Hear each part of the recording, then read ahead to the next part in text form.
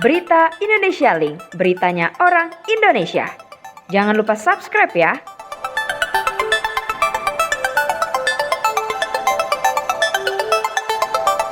Pandemi COVID-19 yang menerpa sepanjang hampir 2 tahun tidak menyurutkan pertumbuhan periklanan digital di Indonesia.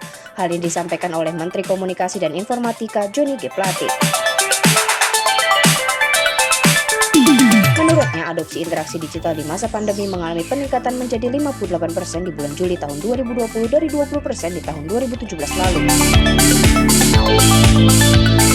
Menkominfo mengemukakan bahwa peningkatan ruang digital di Indonesia wajib diselingi dengan regulasi yang jelas dan komprehensif, khususnya dalam hal perlindungan data pribadi bagi konsumen atau masyarakat Indonesia. Selain terdapat Undang-Undang Informasi dan Transaksi Elektronik, pemerintah tengah menyusun rancangan Undang-Undang Perlindungan Data Pribadi. Sejalan dengan itu, pemerintah akan membuka ruang kerjasama dengan stakeholder lain seperti akademisi, pelaku industri, masyarakat, hingga media. Johnny mengatakan kolaborasi ini penting agar layanan digital di Indonesia semakin terkoneksi dan maju. Di forum yang sama, Privacy Lead Google Asia Pasifik Mike Katayama menyambut baik kolaborasi antara stakeholder yang diutarakan Menkominfo. Menurut Mike, regulasi yang baik dipercepat dapat mendorong pertumbuhan layanan digital dan konsistensi bisnis. Sejalan dengan itu, pelaku industri harus membaca teliti regulasi dan menjalankan bisnis dengan tetap menghargai privasi data.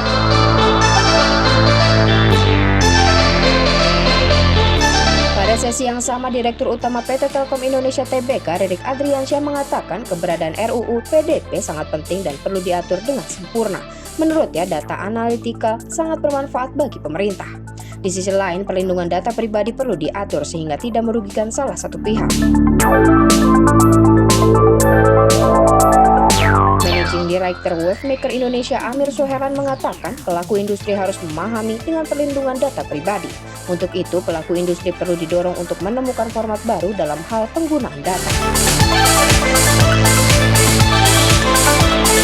Hal ini senada juga diutarakan oleh CEO Trans Corporation Atik Nur Wahyuni.